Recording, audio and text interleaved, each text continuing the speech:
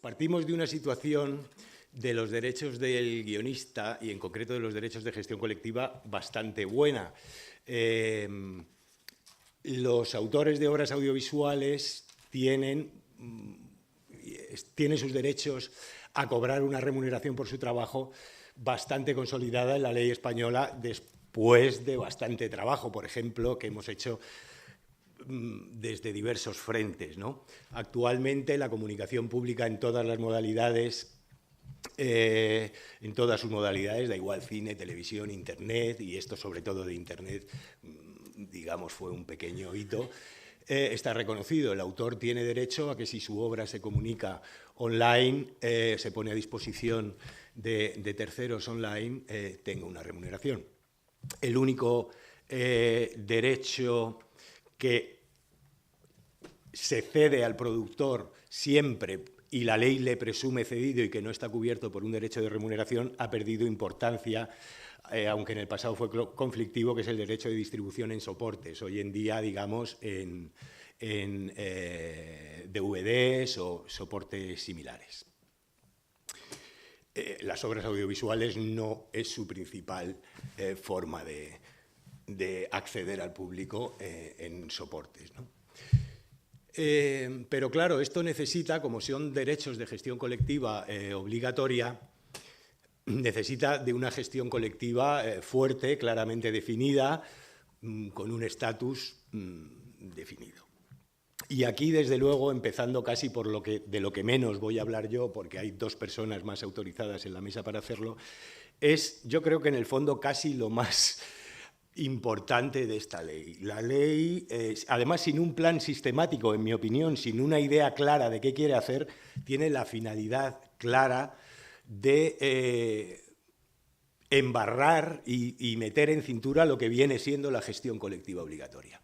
No voy a extenderme de ello, simplemente os voy a poner un ejemplo que a mí me llama poderosamente la atención de lo que dice esta ley. Esta ley permite al Ministerio poner un administrador a una entidad de gestión durante 6 meses, intervenirla, digamos, administrativamente, prorrogar esto indefinidamente, no hay un límite, por lo menos en el anteproyecto que yo he leído, y además que el coste de este administrador, cuyas finalidades son, entre otras, ver si hay algún motivo para retirar la autorización a la entidad de gestión, la autorización que necesariamente le ha de dar el Ministerio, lo paga la propia entidad.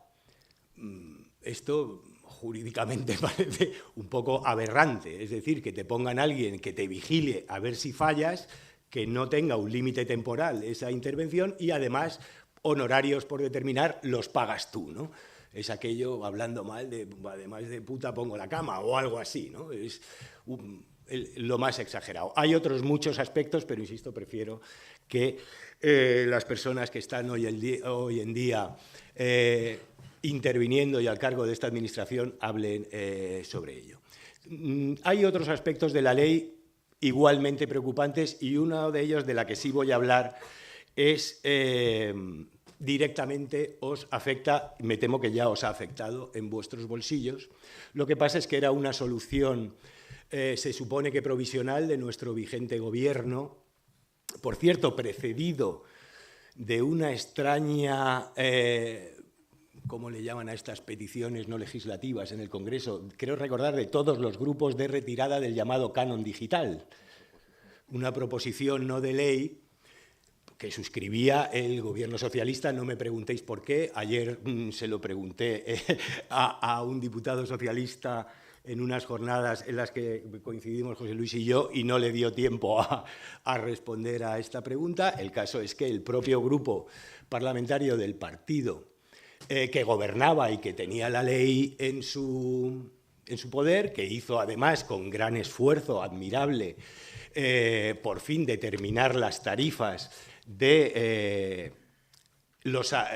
debían abonar los aparatos de grabación digitales y los soportes digitales. No fue fácil en absoluto llegar a esta conclusión. El Gobierno fue valiente cuando cogió a este toro por los cuernos y dictaminó, no sin mucho esfuerzo y sin mucho retraso, pero lo había hecho hacía relativamente poco, resulta que, porque hasta entonces era muy problemático y muchos de estos soportes que sirven para reproducir vuestras obras no pagaban el canon digital, de repente el Grupo Socialista, no sé por qué, y todos los demás piden que se elimine eso que se llama el canon digital.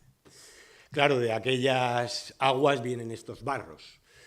Fue lo primero que hizo, literalmente creo que fue lo primero que hizo el gobierno del PP antes de terminar el año 2011 en un Real Decreto sorpresivo, eliminar todo un sistema que además costó mucho instaurar. Os cuento rápidamente para que vosotros llegarais a cobrar una remuneración por copia privada que ya existía en la ley del año 87. Hubo de hacer diversas reformas al artículo 25 hasta que se llegó a una fórmula que finalmente se logró imponer, y además las entidades de gestión, en concreto la SGAE y otras, hubieron de negociar y renunciar a varios años a cambio de por fin poner aquello en marcha, y funcionó muy razonablemente durante muchos años. Insisto, en vuestras declaraciones lo habéis visto, cobrabais remuneración por copia privada.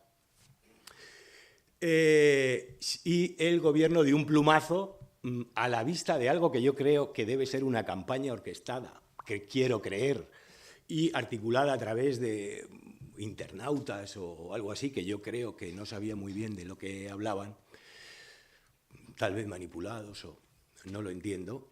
Ahora os explico por qué hablo en estos términos. Lo primero que hace es eliminar este sistema, insisto, que costó mucho instaurarlo, y decir algo absolutamente novedoso en la Unión Europea, que eso va a cargo de los presupuestos del Estado. Esto es un asunto grave del cual vamos a hablar ahora, y, por supuesto, justo en el peor momento en que esto se podía hacer. ¿Por qué? Porque es en un contexto de gran déficit público y grave crisis económica. De modo que la remuneración de los autores, y aquí que me corrijan mis compañeros si me equivoco, creo que pasó del orden de más de 100 millones de euros a 5 millones de euros. Insisto, todo esto automáticamente ha de repercutir en vuestro bolsillo. Esto es un aspecto frente a otros que tal vez más a largo plazo os impacten en la gestión de vuestros derechos. Esto ya ha impactado, y si no, va a impactar en próximas liquidaciones, porque antes había un dinero que a las entidades de gestión con trabajo, pero ya tenían un sistema articulado que les permitía hacer las liquidaciones a los importadores o fabricantes de estos materiales para grabación, bien sean soportes, bien sean aparatos, mecanismos, y ha desaparecido de un plumazo y vuestra remuneración se ha disminuido drásticamente. Por otro lado, fuera del contexto en el que estamos en Europa. En Europa, en toda la Unión Europea, hay un sistema parecido de remuneración por copia privada, excepto en Inglaterra, porque en Inglaterra la copia privada está prohibida. Es sabido por el gobierno, y así lo reconoció su primer ministro hace ya un par de años, que es una situación absurda, porque ¿para qué vas a prohibir la copia privada si estás vendiendo continuamente a los ciudadanos aparatos que sirven para reproducir obras protegidas fundamentalmente? El gobierno inglés es perfectamente consciente de que para eso se utiliza, y que por mucho que esté prohibido, la gente hace reproducciones con los aparatos que compra y que le venden los fabricantes y los distribuidores, y lo compran precisamente para eso. Y la propia Inglaterra se plantea, esto lo dijo su primer ministro, cambiar este sistema y pasar, digamos, al sistema europeo, que tiene mucho sentido, por lo que ahora, si queréis, vamos a hablar. Además de en vuestro bolsillo, esto tiene, y esto igual es también grave, al menos desde mi punto de vista, si uno tiene en cuenta lo que es el acceso a las obras. La copia privada es un instrumento sumamente interesante, no solo para que los autores reciban una remuneración justa por el uso privado de sus obras, sino también para las personas que lo reproducen. ¿Por qué? Primero, porque reproducen obras y hacen algo que es legal. Cuando nosotros éramos jóvenes, y tal vez algunos de vosotros también, nuestros padres, sobre todo los que viajaban a Alemania, traían unos aparatos estupendos, que eran unas grabadoras, Grundig y tal, ¿no?, que hacían unas grabaciones estupendas. Aquí en España la distribución de discos no era importante. Con estos magnetófonos estupendos y con radios Grundig, que también a veces nuestros padres podían comprarnos, aquí igual no había tantas, podíamos grabar música excelente. Había muy buenos programas de radio en aquellos años, me acuerdo de Jesús Ordovás y tal, de modo que teníamos acceso a música muy interesante de fuera, los que nos gustaba estar al día y tal y cual, que aquí no se vendían. Os puedo hablar de multitud de grupos en esta situación, ¿no?, que no tenían una distribución, pero si tú estabas enteradillo, tenías información de fuera y tal, podías estar más o menos al día. Entre otras cosas, había programas de radio excelentes y gracias a estos aparatos podrías. De modo que también esta copia privada para el usuario es interesante. Y si es legal y paga un poquito por ello, que es otro aspecto del que quiero hablaros, ¿no?, pues, insisto, también desde el punto de vista del usuario de cultura, yo creo que es un sistema, teniendo en cuenta que, no sé si os acordáis, si habéis visto las facturas, pero el canon de copia privada era unos céntimos en caso de CDs y unos euros en caso de, depende cuánto pudiera copiar tu aparato, unos pocos euros. Desde luego, para que fuera unas cuantas decenas de euros, tenía que ser una fotocopiadora aquello que hiciera miles de copias por minuto, si no, la remuneración era algo bastante proporcional. Todo este sistema, como os digo, que los fabricantes de estos aparatos o los que lo importaban pagaban un poquito, ha desaparecido y ahora lo pagamos, que eso es otra cosa muy curiosa, todos los españoles, porque la excusa teórica para este cambio legal viene de una sentencia, el caso Padawan, le llamamos nosotros, que decía algo del Tribunal Superior de Justicia Europeo, que venía a decir que cobrar en todos los casos el canon no era equitativo, que si uno demostraba que las unidades o los aparatos que él compraba eran destinados a un uso claramente no para reproducir, sino, por ejemplo, empresarial, os puedo poner algún ejemplo donde eso es claro, eso había que tenerlo en cuenta y habría que matizarlo. Lo malo de esto es que eso estaba previsto en la ley desde hacía muchos años. El artículo 25 ya preveía, el artículo 25 de la Ley de Propiedad Intelectual, ya preveía la posibilidad de establecer excepciones cuando estuvieran justificadas por el Gobierno mediante Real Decreto, ni siquiera era un procedimiento legislativo complicado. Pero, por lo que sea, nadie pidió, que yo sepa, la aplicación de estas excepciones. Ninguno de los gobiernos durante más de 2 décadas que han tenido a su disposición esta facultad del artículo 25 de establecer alguna excepción razonable lo utilizó. No me preguntéis por qué, a mí desde luego me sorprende y tampoco he oído que nadie lo pida. Igual aquí me equivoco, porque hubiera sido lo razonable que quien tuviera problemas al respecto hubiera hecho una petición al Gobierno, al cual cualquiera puede hacer peticiones, ¿no? Oiga, hay aquí una excepción. Está claro que yo esto no lo dedico a copias privadas. Os voy a poner un ejemplo muy claro de cuál sería el supuesto.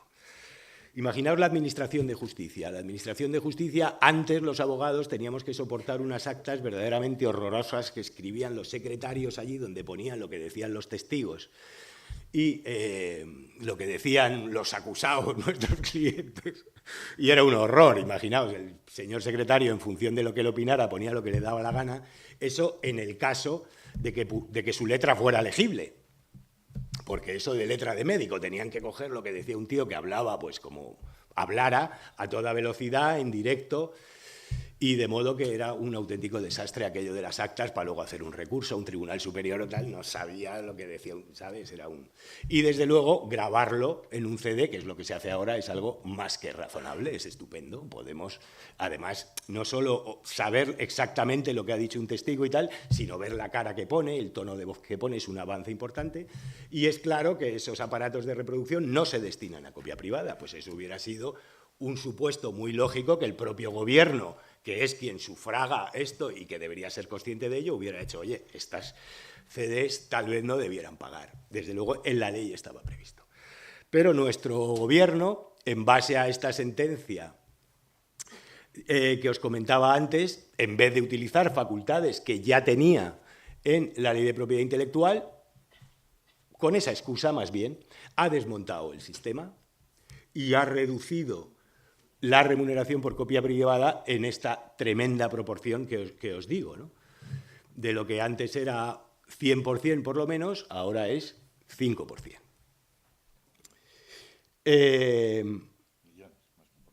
Sí, bien, 5 millones, efectivamente. Lo que antes eran 100 millones aproximadamente, creo que era un poco más. Y, por otro lado, desde el punto de vista del usuario, que es de lo que os venía hablando, y no sé también por qué motivo, dice la exposición de motivos que esto era una cosa urgente y tal y cual, se carga la otra parte que os decía que era interesante, que es qué derecho tienen los ciudadanos a copiar privadamente. Resulta que ahora, para que una copia privada sea lícita, además de determinados requisitos que ya se podía entender que existían o que en alguna medida, que era que lo hiciera el propio usuario, por sus propios medios, por supuesto que no fuera objeto de utilización lucrativa, faltaría más, eso ya no sería copia privada, sería top manta, digamos, ¿no? Si uno hace reproducciones y las va vendiendo por ahí.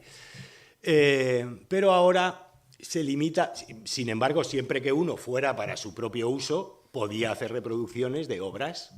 Además, había pagado, estaba legitimado porque había pagado una pequeña remuneración a los autores para utilizar este derecho, ¿no?, que le reconoce la ley.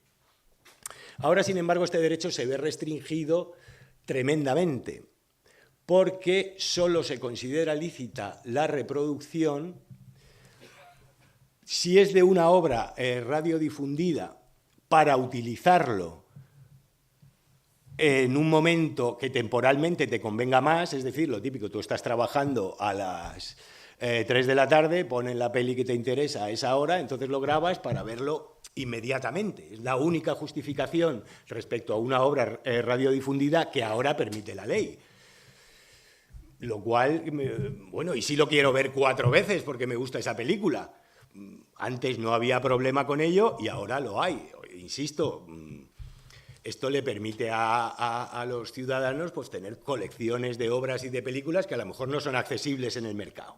Bien, esto ya no vale, se supone, y no sé cómo lo van a controlar, eso es otro tema. Oye, ¿cómo vais a poner eso en pie para que sea eficaz? Se supone que solo lo puedes ver una vez e inmediatamente, digamos, cuando tengas ocasión de hacerlo, pero que no es una grabación de carácter permanente. Y el otro supuesto en que esto es así, es decir, en que es lícita la copia privada, es cuando has accedido legalmente a la obra y acceder legalmente en este contexto significa que te hayas comprado el soporte, de modo que lo necesites para utilizarlo tal vez en otro formato o algo parecido. Es decir, no te lo puede prestar un amigo.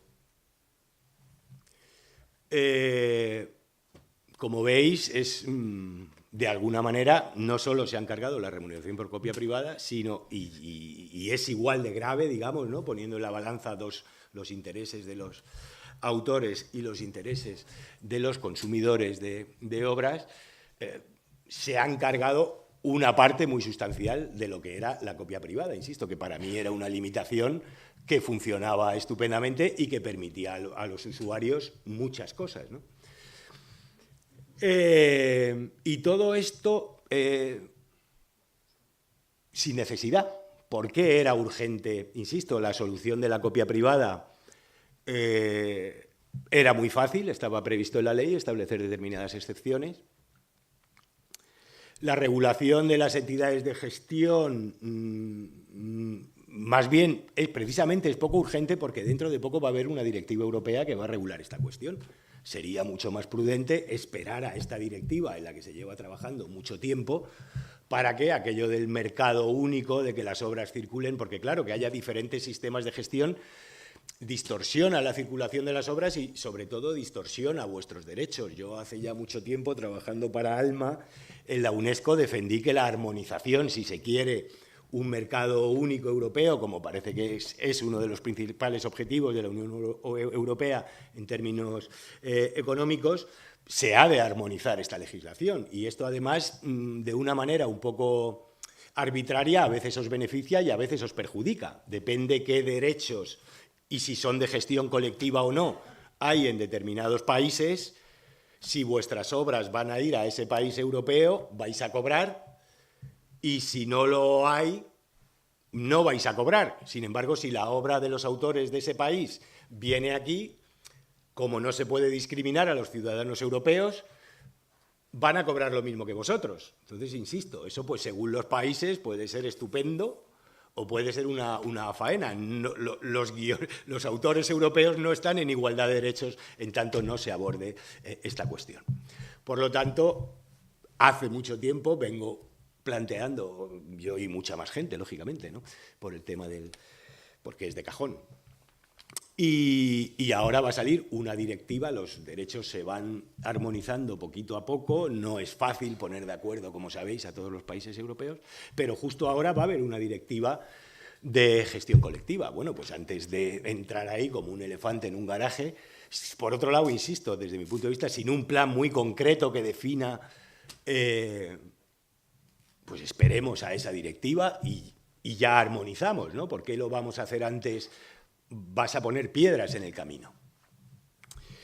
¿Qué más hay importante en esta reforma? Pues un poco más, un poco a última hora, y se armoniza una directiva europea sobre obras huérfanas de una manera muy tímida y muy ritual casi. Yo creo que carece de importancia. La directiva no es muy atrevida desde mi punto de vista tampoco respecto a las posibilidades que tendría. Insisto, esto yo creo que ni quita ni pone rey, y había que hacerlo y podía haber hecho solo eso, y antes de abordar cuestiones tan graves como la copia privada, que cuando se eliminó por el Gobierno a finales del 2011 se dijo que iba a ser un sistema provisional. Sin embargo, esta reforma consagra la extirpación del sistema de autogestión, digamos, de autorrecaudación de las entidades de gestión, y se sustituye por el sistema de a cargo de los presupuestos del Estado en el peor momento económico fuera del contexto europeo, como ya os he contado. Y además, me parece que ya os lo he dicho, pero creo que merece la pena repetirlo, si era poco equitativo que personas que no utilizaban esos soportes para copias privadas lo pagaran, compartiréis conmigo que es mucho menos equitativo que lo paguemos entre todos, a cargo de los presupuestos. Insisto, en toda Europa, en toda la Unión Europea no hay un sistema similar.